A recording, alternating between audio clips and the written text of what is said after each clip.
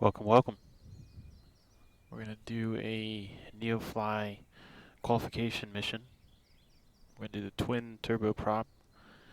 And this is not your typical twin turboprop. This is the Airbus H135 mod freeware that some people have developed, and it's pretty cool. It's they admit it's in beta, and it's still got some bugs to work out, but it's definitely cool that they're trying to bring this to Microsoft and or Microsoft Flight Simulator. And they've done a good job so far. So everybody needs to support them, I think, to encourage them to keep going with this and other mods out there. So we're in Washington State at Burt Ridge Airport, and we're gonna fly. I think it's about 40 miles to 4 Whiskey 8, which is it is up here near Elma. So we're going to Elma Municipal Airport.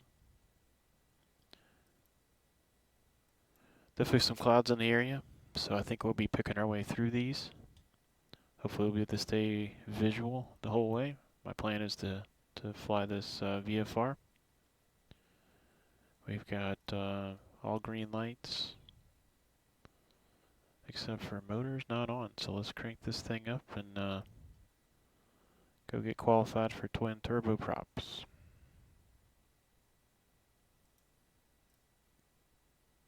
All right.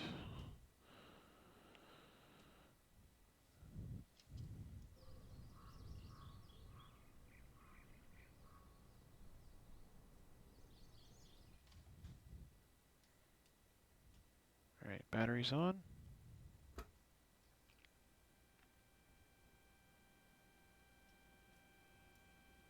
Got it on advanced, and we'll do a beacon light.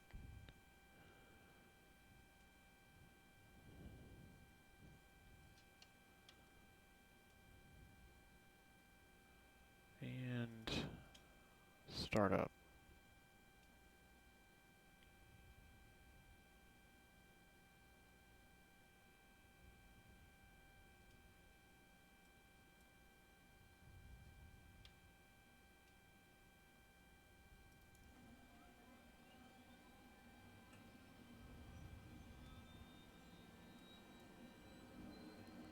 We should already have a flight plan loaded.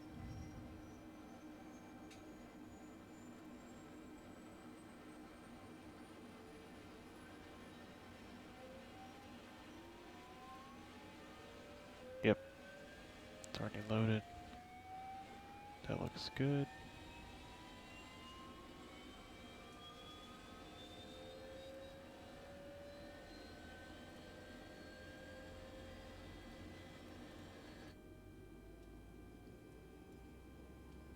Alright, engine 1's coming up.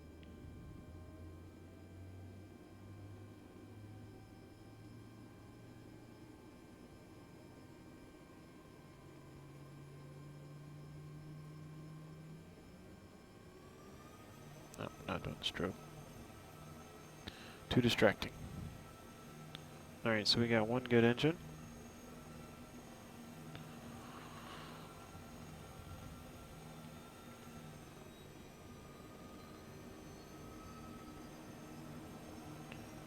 Alright, so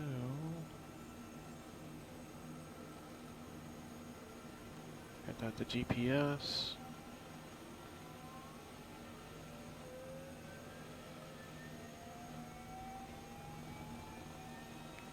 Wind is a little bit at my back, but it's a light wind. It's only 2 knots, so we're pretty much good to take off whatever direction we want to go.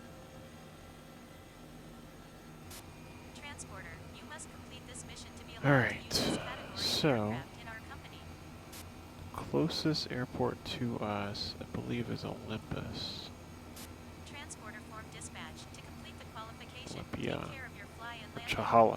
Chehalis, and it's got an altimeter of 3021. So So that's what we will do. Oh, that's right, I can't set it. Oh well. Okay. See what it gives. That's 31.9. It's not bad. Not too far off. Okay, so we got 2 good engines. Get some pitot heat on. And fuel pumps on. Probably should already had that on.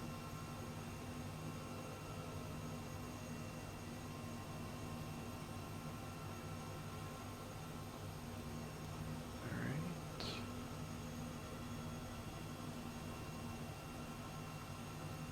Looks good. So we'll do landing light, which is like extremely bright, but that's cool. That'd be nice on night flights, and especially when we try to do some search and rescue missions with this. This is going to be fun. Alright. So all green lights in Neofly. Checklist complete. Burt Ridge traffic. Helicopters departing from the hangar area. Burt Ridge traffic.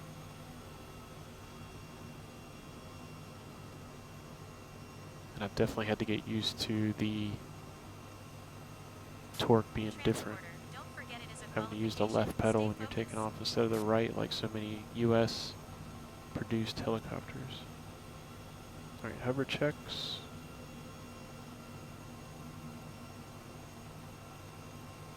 Feels good. I still have 2 good engines. So let's get out of here.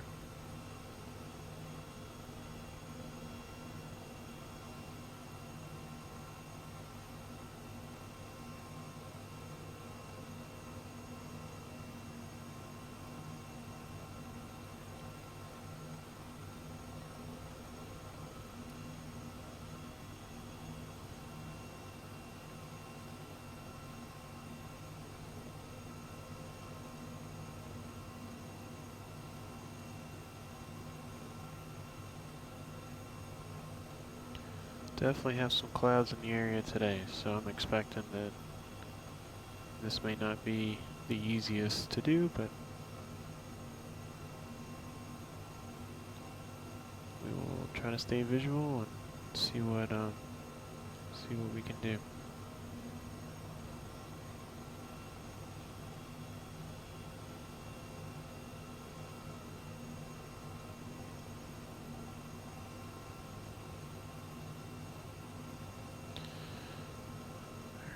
So, one thing I forgot to do is I meant to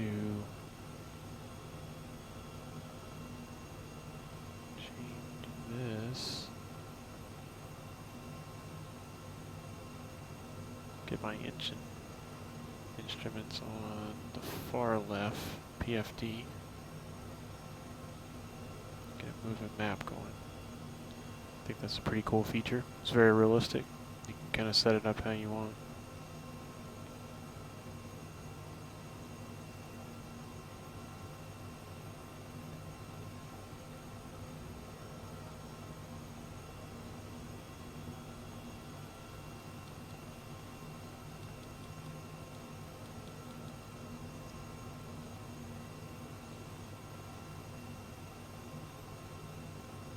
I've flown this a little bit so far in the sim just to kind of try it out and get used to it, and I don't have definitely any realistic, any real world turbine time in a helicopter. I've flown an R-22 a couple times. I've taken a flight lesson one time to actually fly it, but I've flown in R-44s and R-22s a couple of times, and definitely flown a lot on simulator. I've always loved helicopters, and it's not bad.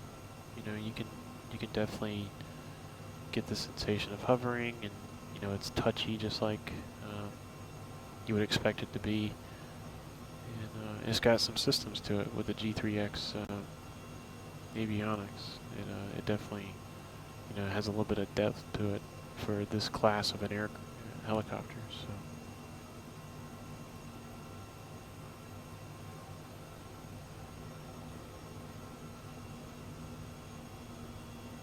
So I'm definitely excited to see, you know, kind of how they finish it out, because they're calling this as like the 0.8 version of it, and so when they get to 1, they're going to call it the full version for now. And so it's pretty cool that this is truly like a beta version for them that they're giving out to the community to get feedback from anybody on how it's operating and any things that need to be fixed. And they admit, they have a whole avionics, custom avionics suite that they're doing that's going to make this even better and a lot different.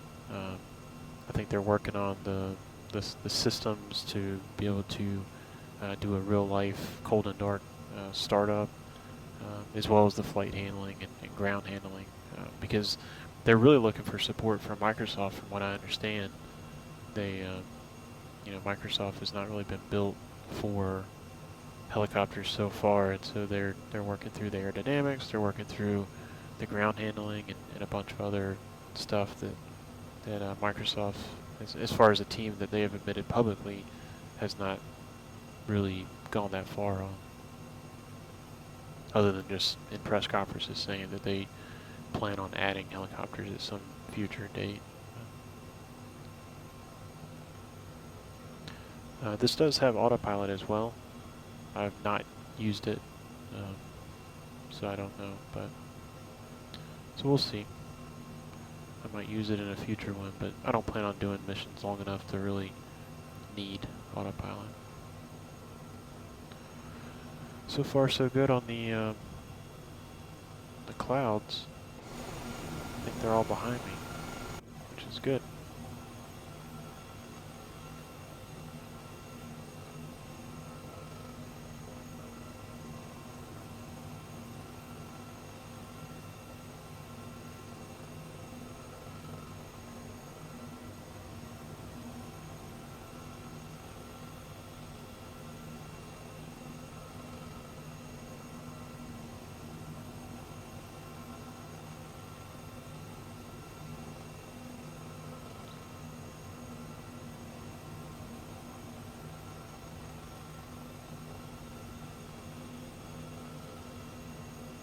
I love this rolling hill scenery in this area, the south of Seattle in Washington State in the U.S. It's rugged but pretty, or rugged but beautiful, and has some good areas if you want to do search and rescue or emergency missions in Neofly. It's definitely challenging because you can't just land anywhere, especially like on this hill right here. It's pretty dense forest. You can definitely land within 2 nautical miles. This is definitely not as challenging as a place like Papua New Guinea, but it's nice. It's a beautiful part of the country.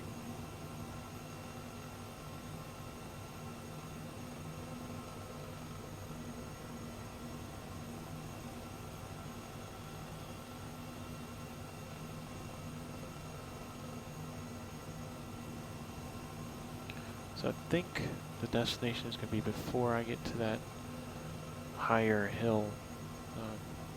Set my 12 o'clock that kind of runs left to right. I think it's there, but I'm not seeing on the avionics where the distance left. Oh, there it is, down there at the bottom. So I got 31 miles to go, so that might be further, might be over that hill.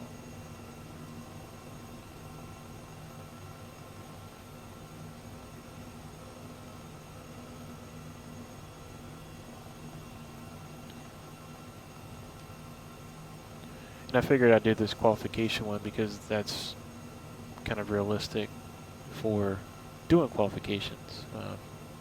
A lot of times if you rent airplanes in real life, you had to get checked down in each different type, and you had to go up with a flight instructor for an hour. Sometimes you had to do some ground school, and they kind of put you through the paces to make sure you understand that aircraft, the systems, the little nuances with it, and that you can fly it safely. And I've definitely had to do that a lot, and it's definitely, it keeps you on your toes because you have to kind of refresh your memory of some of the flight school basics, and then you know, jumping in each different aircraft is it challenges you. It definitely makes you have to remember where things are at. And even though, you know, like I flew a lot of like Diamond DA-20s or Cessna 172s, you know, even if they are the same make and model, sometimes the avionics are set up a little differently. Um, you know, maybe different year models, and you had to just remember where things are at. And you know, simple stuff could come back to bite you. Like I was flying back at night one time with a 172, Cessna 172, and I couldn't find where to dim the lights because it wasn't on the knob like several others are, and they had set up a separate knob for it, but it was just hard to find. So I had to get my flashlight out and find it. But it wasn't an emergency situation or anything like that. But it was just, you know, I got up to cruising altitude on my flight back at night. It's like, man, these lights are way too bright. Just had to troubleshoot it. So in saying that, you know, this qualification with this helicopter, that there would be a flight instructor with me. I would still be fairly new to this airframe, and they'd be walking me through the little nuances. So just like me kind of hunting around trying to find stuff, that'd be very real world. But a helicopter like this, they would probably have a lot more ground school to it, and it would be a lot more regimented than some of the general aviation aircraft that are all extremely similar, that don't need as much of that front end work before you go and fly them.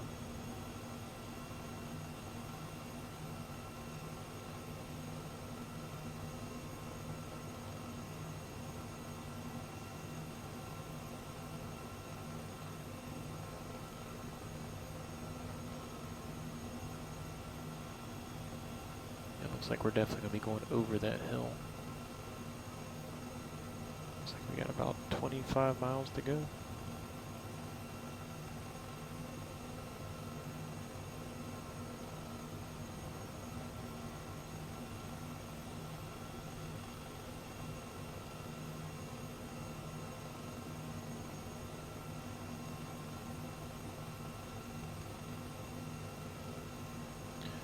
One thing I have noticed is that,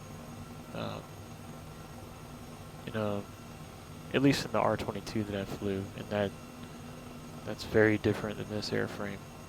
It's much smaller and much more susceptible to wind and other things influencing it. It's much lighter, but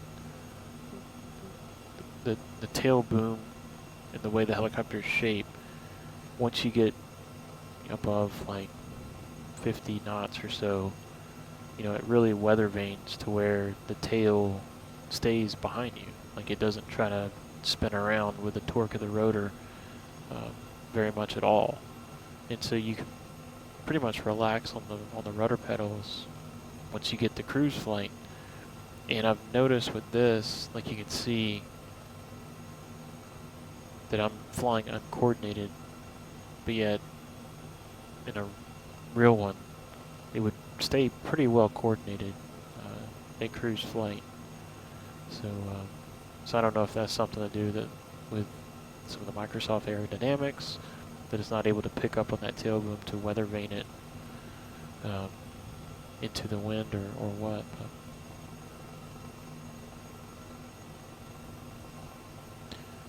Because I'm not going to show you now, but if you download this helicopter and try it, if you just reduced collective and pulled the torque off the main rotor, the tail boom does some funky things now, and I don't think that's very realistic. Not from what I've seen when we did all the rotations and stuff.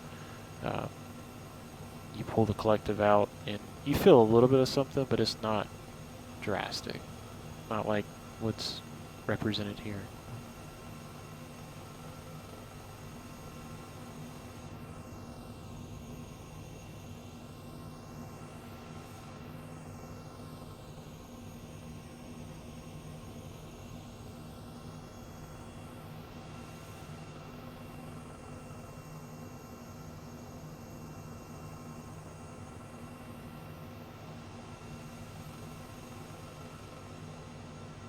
big highway down below us.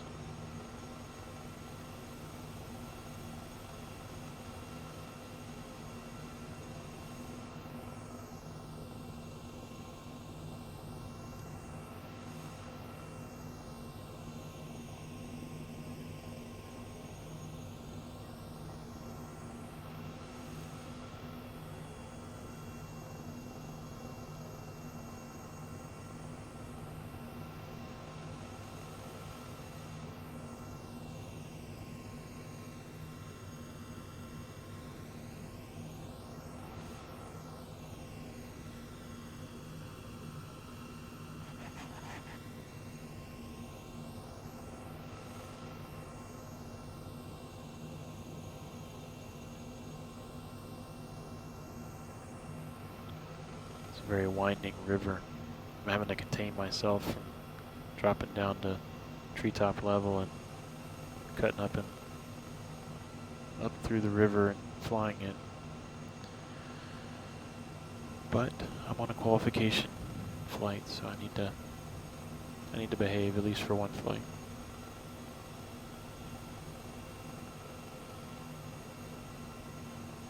I'm going to start a steady climb to get us up and over this hill coming up. Still got about a little bit less than 20 miles to go.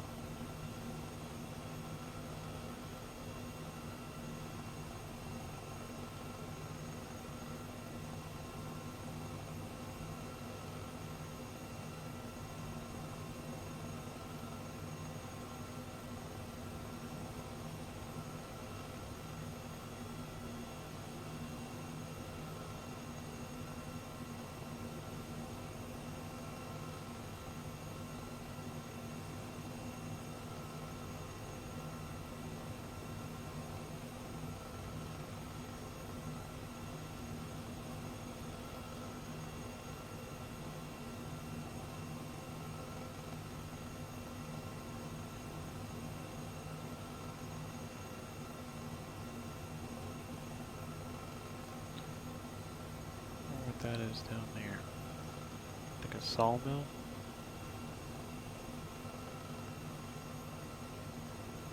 Interesting grouping of buildings. This is definitely like sawmill territory.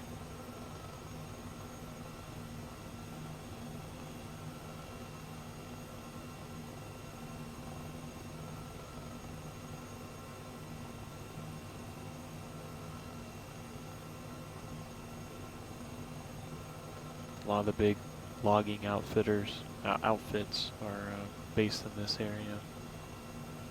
They mainly log up in Canada, but there's a ton. That logging business is very popular in this area. So.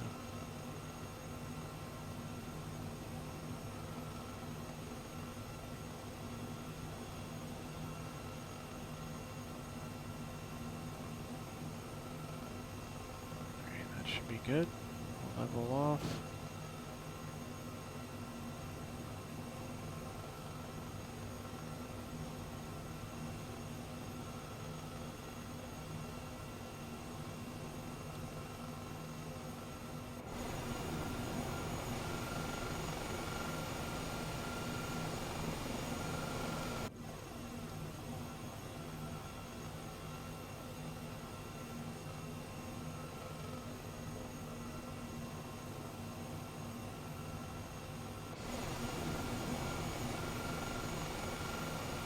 It's a good looking model. I've just noticed they don't have the feature to where your tail number shows up as you type it in the customization. So it's whichever one that was on the paint scheme was picked. Which I really like the fact that Microsoft has that to where you can type in your tail number and it shows up. Because that brings a little bit more familiarity to the airframes that you're flying. You definitely remember the tail numbers that you fly.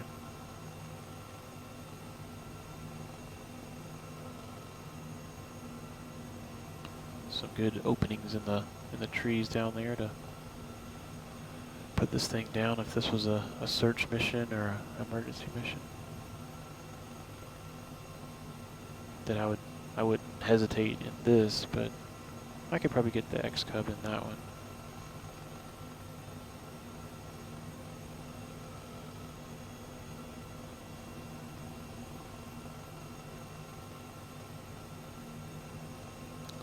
I wonder if that's the orientation.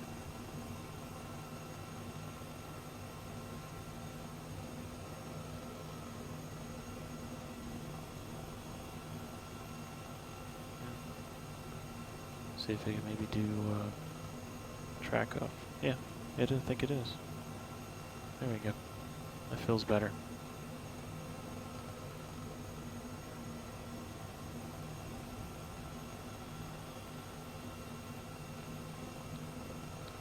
I'm definitely not a fan of north up.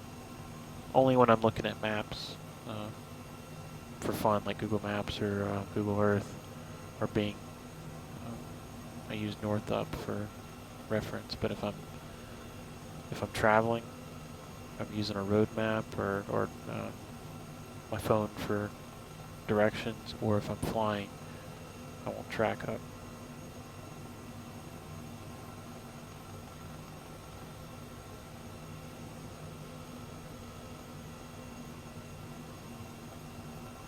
Alright, we are 11 miles out.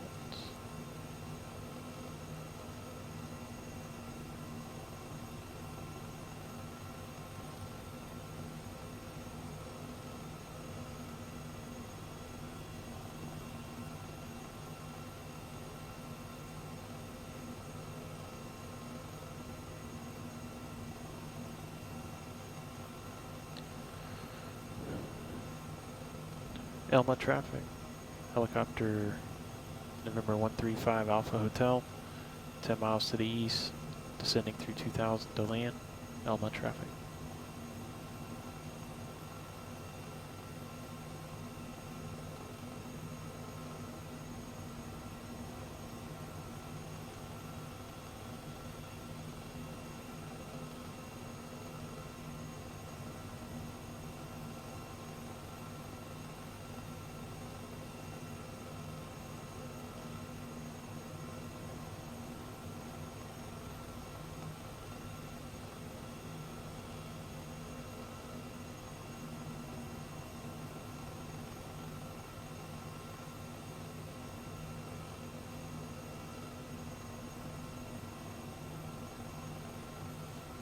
I didn't say this at the beginning, but I'm on live weather, live time. It's working pretty good today, so taking advantage of it.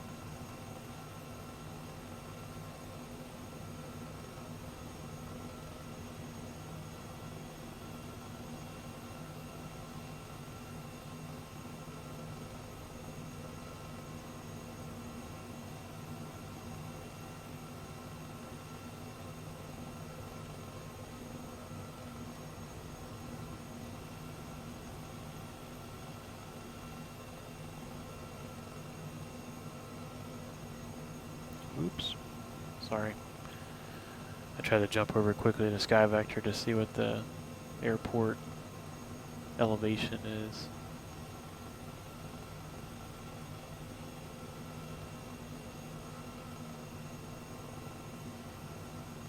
But it's showing Elma as a private airport in Sky Vector, and I can't click on it to pull up any information on it.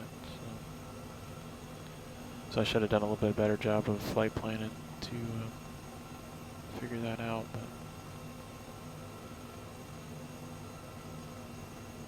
it's like a pretty decent farm that we're flying over here.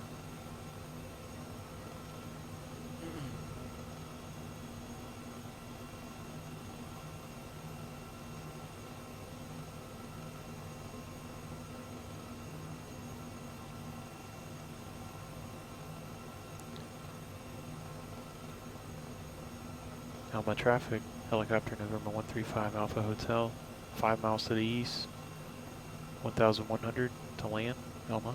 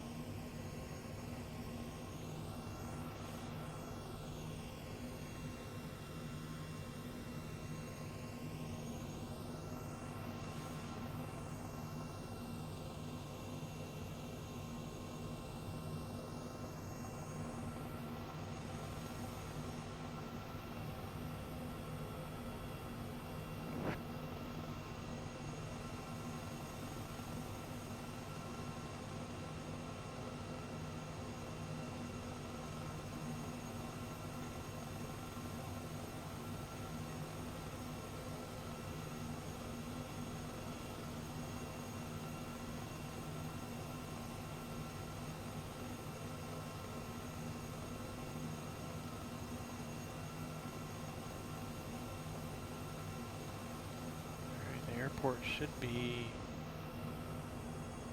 right up here past this river. Keep descending. Fly a little bit to the right.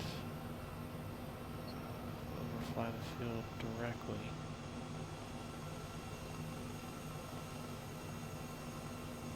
There's that beacon. They are not that bright in real life.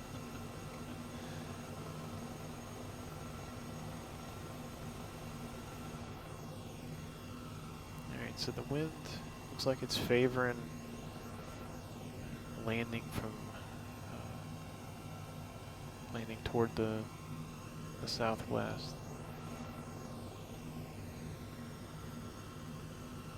So we'll do one loop around the pattern just to get orientated, and then we'll bring it in for a runway landing, then we'll air taxi to parking.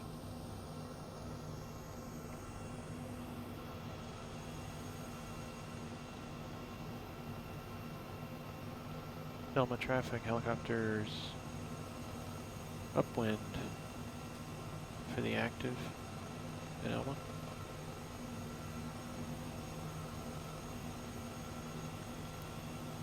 Looks like 7.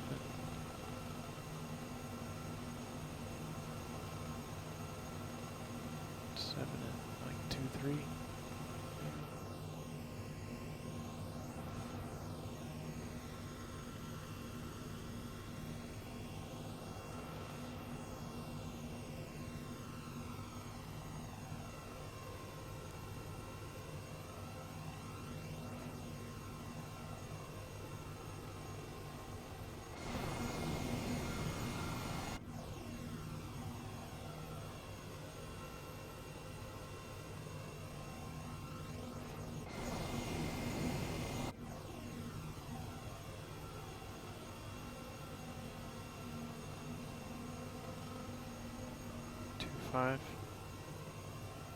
Go with that.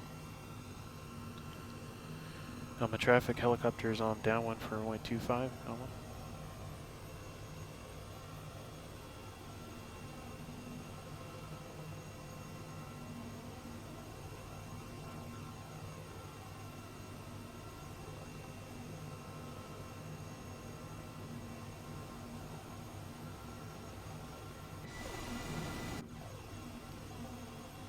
Elma traffic, helicopters on final for runway 25, Elma.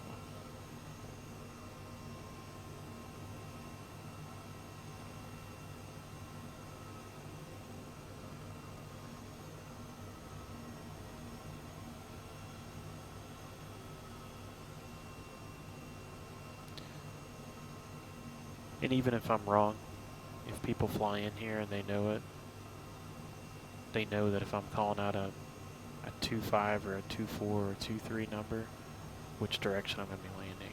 So even if you think you're wrong, it's okay. Just call it out for approximately what it is, or say you're landing to the southwest. It's better than not calling the pattern at all and announcing yourself. So, oop.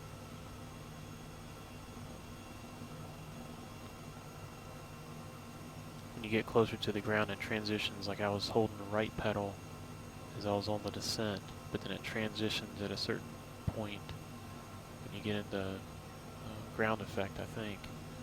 And I got to transition to the left pedal. So that's why you saw me kind of fight it there for a second. We're going to taxi by this windsock location.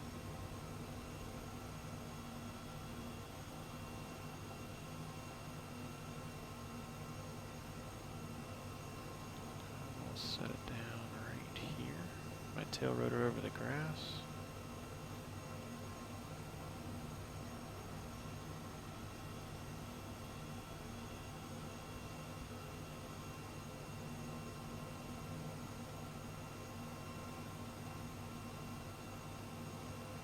Transporter form dispatch. Okay, you succeeded. Good All right. job. You now flying touchdown. all planes of this category.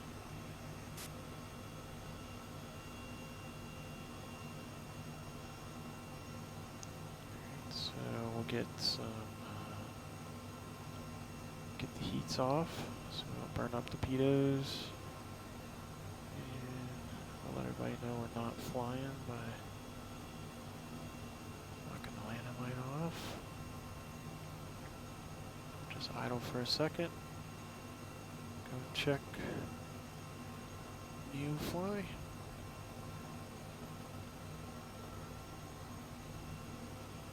Alright, bonus comfort, landing comfort.